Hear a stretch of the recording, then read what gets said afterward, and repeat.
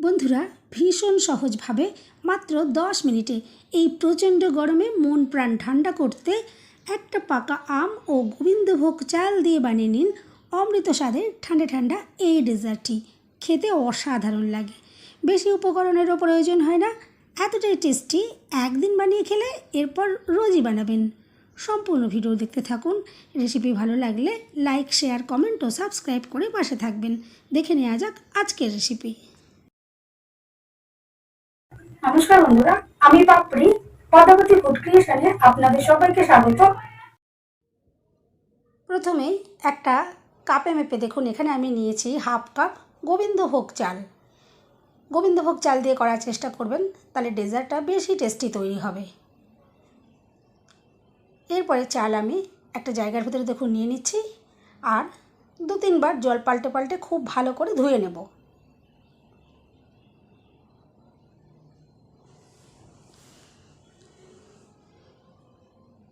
দেখুন জলটা আমি ফেলে দিয়েছি। এরপর এখানে নিয়েছি গরম জল। গরম জল দেখুন আমি চালের মধ্যে দিয়ে দিলাম, আর এরপরে চাপা দিয়ে এটা একটু সাইডে সরিয়ে রেখে দিচ্ছি। এরপর আমি এখানে নিয়েছি একটা পাকা আম। এই আমটা একটু পাকা আর মিষ্টি দেখে নেবার চেষ্টা করবেন, তাহলে ডেজার্ট বেশি সুন্দর তৈরি হবে। প্রথমে আমের বোটার দিকটা কেটে বাদ দিয়ে দিলাম, আর আমি টুকরো করে কেটে নিচ্ছি।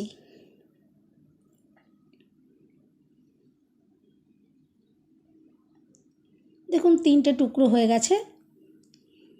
এরপরে আমি এখানে একটা ছাঁকনি নিয়ে নেব, আর এই টুকরো দেখুন এভাবে ছাঁকনির মধ্যে দিয়ে আমি ঘষে নিচ্ছি।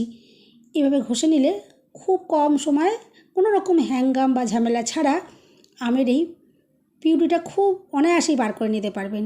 এখানে না আম টুকরো টুকরো করে কাটার প্রয়োজন পড়বে, আর না মিক্সির প্রয়োজন পড়বে পেস্ট বানানোর জন্য। দেখুন কত সুন্দরভাবে আমের পেস্ট এখান থেকে বার করা যাচ্ছে। এভাবে একদম সহজ পদ্ধতিতে বানিয়ে নেবেন, দেখবেন ভীষণ কম সময় লাগবে। সম্পূর্ণ আমটাই আমি দেখুন এভাবে রেডি করে নিয়েছি। এরপরে যে চালটা দেখুন আমি জল দিয়ে চাপা দিয়ে রেখেছিলাম, আর যেহেতু এটা গোবিন্দভোগ চাল আর আমি গরম জলের ভেতর দিয়ে রেখেছিলাম, 10 মিনিটের মধ্যেই কিন্তু এই চালটা সুন্দরভাবে রেডি হয়ে যাবে। দেখুন কতটা সফট হয়ে গেছে, হাতে দিলেই কিন্তু ভেঙে যাচ্ছে। এখন একটা মিক্সি জার নিয়েছি, মিক্সি জারের ভেতরে সমস্ত চালটাই দেখুন আমি নিয়ে নিচ্ছি, আর অল্প করে একটু জল দিয়ে এটা পেস্ট বানিয়ে নেব। দেখুন ঢাকনা বন্ধ করে দিলাম, আর মিক্সিতে ঘুরিয়ে পেস্ট রেডি করে নিয়েছি। তবে এখানে পেস্ট একটু অন্যরকম তৈরি করতে হবে, আমি দেখুন বলে দিচ্ছি। এখানে পেস্ট আমি সম্পূর্ণভাবে এটা কিন্তু পেস্ট বানাবো না, একটু দানা দানা রেখে এটা তৈরি করতে হবে। দেখুন দেখে তো বুঝতেই পারছেন হাতের মধ্যে দানা দানা রয়েছে, এরকম দানা দানা করে এটাকে রেডি করতে হবে। এরপরে আমি গ্যাসের উপর একটা কড়াই বসিয়ে দিলাম, আর প্রথমে অল্প করে একটু জল দিয়ে দিচ্ছি যাতে দুধ কড়াইতে না আটকে যায়। এরপর এখানে আমি 500 ml লিকুইড দুধ দিয়ে দিলাম, আর এই দুধটা ফুল ক্রিম দেবার চেষ্টা করবেন, তাহলে ডেজার্টটা বেশি টেস্টি তৈরি হবে। আমি এখানে ফুল ক্রিম দুধ ব্যবহার করলাম।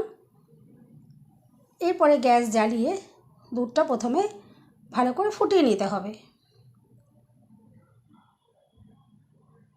দেখুন একটু নাড়াচাড়া করে দিলাম, আর একবার ফুটে ওঠা পর্যন্ত এটা ওয়েট করব।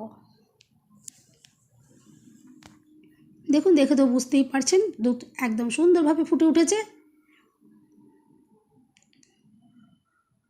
এরপরে আমি এখানে দেখুন দিয়ে দিচ্ছি চিনি। আমি এখানে আমার প্রয়োজন মতন বা পছন্দ মতো চিনিটা ব্যবহার করলাম। আপনারা আপনাদের যতটা পরিমাণে প্রয়োজন সেভাবে যে কম বা বেশি এখানে ব্যবহার করতে পারেন। চিনি দেওয়ার পর দেখুন ভালো করে নাড়াচাড়া করে একটু মিশিয়ে নিলাম, আর এরপর দেখুন দুধটা আবার একটু ফুটিয়ে নেব।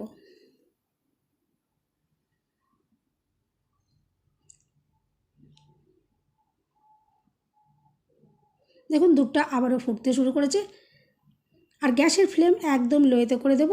আর যে চালের পেস্ট আমি রেডি করে রেখেছিলাম, দেখুন এক হাতে চালের পেস্ট ঢেলে দিচ্ছি, আর আরেক হাতে ক্রমাগত এইভাবে নাড়াচাড়া করে নিতে হবে। হাত কিন্তু এই সময় একদমই থামানো যাবে না, তাহলে এটা কড়াইতে এটা বসে যেতে পারে। এখন খুব ভালো করে ক্রমাগত এইভাবে নাড়াচাড়া করতে থাকবো, আর আস্তে আস্তে দেখবেন খুব সুন্দরভাবে এটা ঘন হয়ে আসবে। আমি মিনিট 2 এভাবে ক্রমাগত নাড়াচাড়া করে রেডি করে নেব। আর যেহেতু চালটা গুঁড়ো মতন করা রয়েছে, এটা গোটা চাল নয়, এটা কিন্তু খুব কম সময়ের মধ্যেই এটা সেদ্ধ হয়ে যাবে।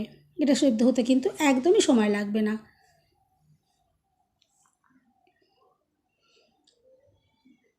দেখুন ক্রমাগত এভাবে নাড়াচাড়া করে নিচ্ছি।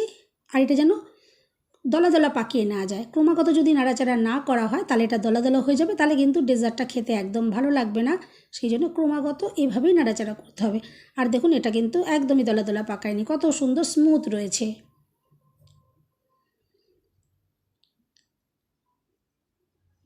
বন্ধুরা, রেসিপি ভালো লাগলে একটা লাইক দিতে একদম ভুলবেন না। চ্যানেলটা সাবস্ক্রাইব করে পাশে থাকার অনুরোধ রইল। বেল বাটন ক্লিক করে রাখবেন। আমি যখনই নতুন ভিডিও আপলোড করব সঙ্গে সঙ্গে নোটিফিকেশান সবার আগে আপনার কাছে পৌঁছে যাবে। দেখুন আর সাইডে এভাবে আমি ক্রমাগত হাতাটা দিয়ে এভাবে একটুখানি ঘষে দিচ্ছি যাতে কড়াইটাও ক্লিন থাকে। দেখুন সুন্দরভাবে এটা কিন্তু রেডি হয়ে গেছে। কতটা স্মুথ দেখে তো বুঝতেই পারছেন। এরপরে আমি যে আমের যে পাল্পটা রেডি করে রেখেছিলাম, দেখুন সেটা সম্পূর্ণটাই এখানে দিয়ে দিলাম। আর গ্যাসের ফ্লেম একদম লোয়েতেই রয়েছে। আমের পাল্প দিয়ে দেখুন খুব ভালো করে এটা নাড়াচাড়া করে নিচ্ছি। আর জাস্ট মিনিট খানেক একটু ফুটিয়ে নেব।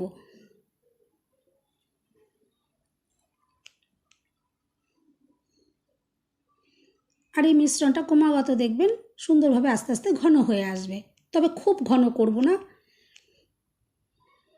এরপরে সুন্দর ফ্লেভারের জন্য এখানে 2টো ছোটো এলাচ আমি একটু ভালো করে গুঁড়ো করে এখানে দিয়ে দিলাম। এতে অসাধারণ একটা ফ্লেভার আসবে, খেতে একদম দুর্দান্ত লাগবে।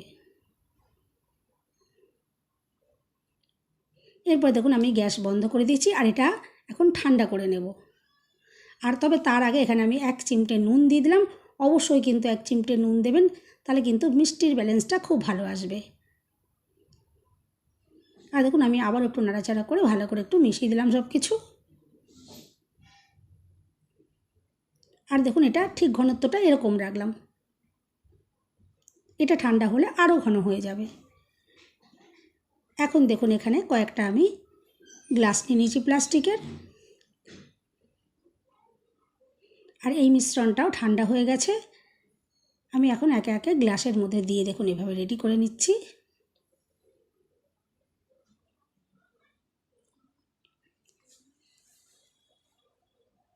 দেখুন কতটা স্মুথ রয়েছে। আমি সমস্ত গ্লাসগুলো দেখুন ভর্তি করে নিয়েছি। আর আরও টেস্টি আর সুন্দর করার জন্য আমি ওপর থেকে কাজু, পেস্তা, আমন্ড এভাবে দেখুন একদম ছোটো ছোটো কুচি করে নিয়েছি, সেগুলো দেখুন গ্লাসের ওপর দিয়ে দিয়ে দিচ্ছি। কতটা দুর্দান্ত দেখতে লাগছে, যেমন অসাধারণ দেখতে লাগছে তেমনি খেতেও কিন্তু একদম দুর্দান্ত।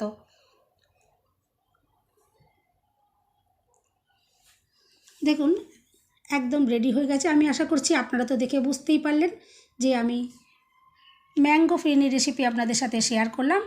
আর এরপর এগুলো ঠান্ডা করে নিতে হবে। ঠান্ডা ঠান্ডা কিন্তু খেতে দুর্দান্ত লাগবে।